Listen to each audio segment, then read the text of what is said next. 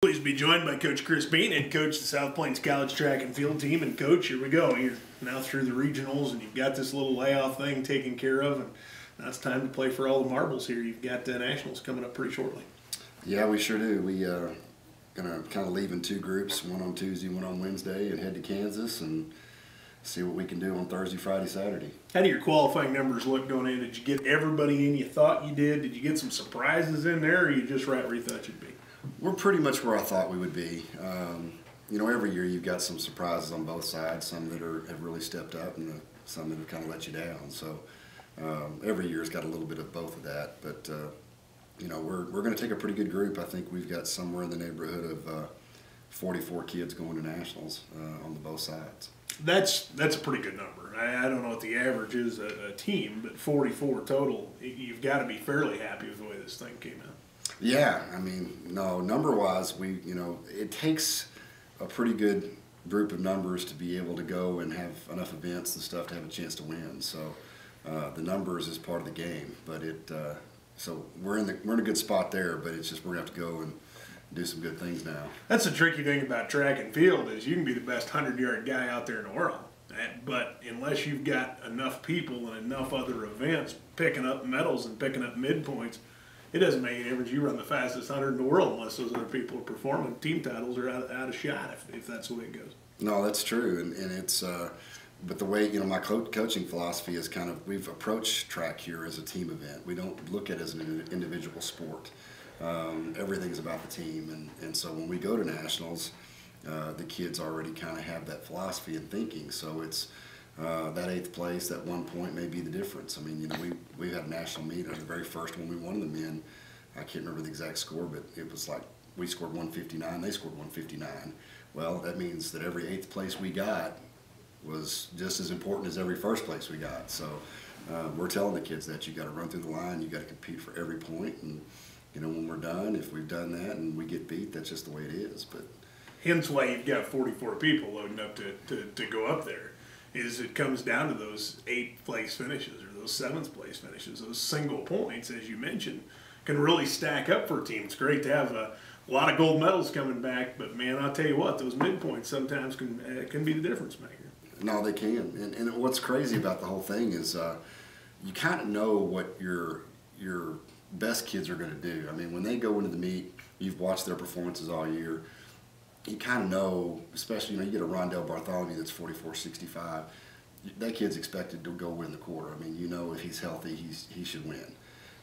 So you kind of know where those points are when you start figuring scores for team titles. But the ones that are your 5th, 6th, 7th, 8th, or they're the kids right now ranked 10th and they're not quite in the scoring position, and those kids make the finals and score. Now all of a sudden you're getting points you weren't expecting. Those are the kind of things that really make the difference. Let's hit a few of the high points. You hit Rondell Bartholomew, one of your outstanding athletes for sure. Talk about a few of the other ones we're looking for great things out of while we're up there. Well, our kid Isaiah Gill that's signed with Texas Tech, we're not exactly sure what we're going to run him in completely. He's qualified in the quarter, 400 hurdles.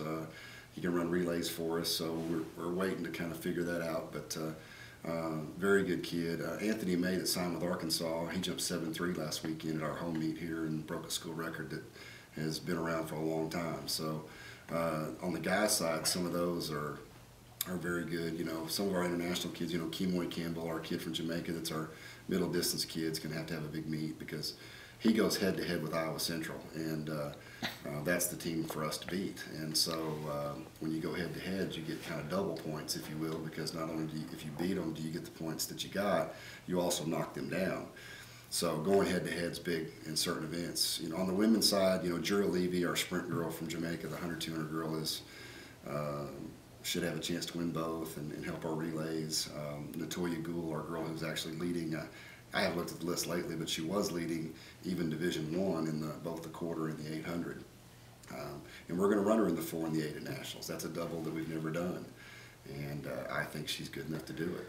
So those are the kind of kids that that we have that are very good, and we have jumpers and sprinters. I mean, you look around.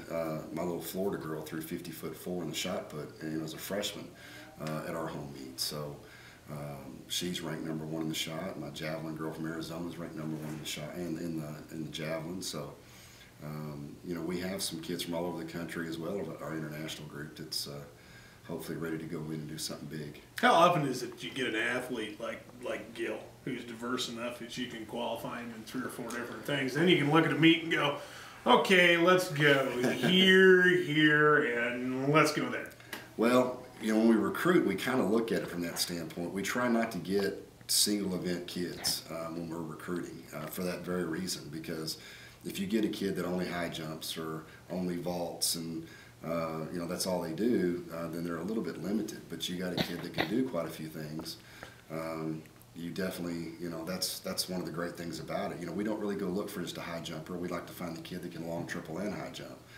We don't want just a shot putter. We want a kid that can throw the shot and the discus, you know, and maybe learn the hammer. I mean, so when we're recruiting, we're looking at that for those very reasons, because we know at nationals, if you can get a kid that can do 2 or 3 different things, it helps you be a little more diversified. Difference between a bus load of 44 and a bus load of 20 Right. becomes that diversification. You can plug people into all kinds of different places. Oh, you bet. And we're going to do that. In fact, you know, Rondell, we ran him in an 800 just to see what he could do at our home meet, and he ran 150-125. Wow. First time he's ever run one in his life, and you know, I think that's 1st or 2nd in the country. Wow. So as far as in junior college, so we're not going to run him there, but you know, it's Interesting to see where he ran. Yeah, I mean, we did it for a workout, and you know, he'd run a lot of quarters and 200s and things like that. We wanted to give him something a little different, and it was kind of a fun meet. And you know, him and our other kid, Keyboy Campbell, that they got in there and raced each other and got competitive, and both ran 150-125, and I think the other one 150-135. That's amazing. So it was fun. I mean, it's no, that's the kind of kids we want to have here. I mean, we're trying to get kids that can do multiple events. All right. Just seems out of time for this one, Coach. Any final thoughts for us before we pack it up and we get ready for nationals? No, I mean, I'm excited about it. It's you know, it's been a long year, and it's one of those things that you've been working even in the fall. All the hours that you put in the fall, you're kind of hoping that eventually you get to the point where you get payoff a little bit. And so I think our kids are ready to get through with finals and not be, you know, they're chomping at the bit to go and compete, I think. And I think if we can stay healthy, we're going to have a chance to be pretty good on both sides. All right, Coach. Appreciate your time as always. Thanks for dropping by. Best of luck to yourself and the Texans. Thank you.